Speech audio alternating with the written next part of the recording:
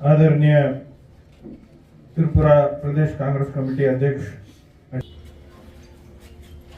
और मंच पे हमारा नेतागण সংগঠিতভাবে এই আন্দোলনকে আমাদের এগিয়ে নিয়ে যেতে হবে, কারণ যারা সংরক্ষণ তুলে দিতে চায়, যারা ভারতীয় জোট, ইন্ডিয়া জোট এটা আছে, এটা থাকবে।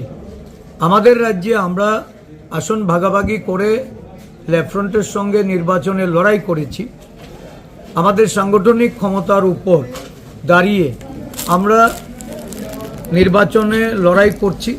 বিগত পঞ্চায়েত নির্বাচনে আমাদের বিভিন্ন জায়গায় এককভাবে আমরা লড়াই করেছি, আবার কোথাও কোথাও সেখানে আসন ভাগাভাগি হয়েছে।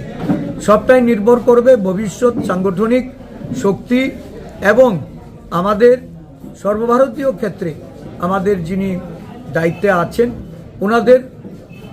তাদের পরামর্শের উপর।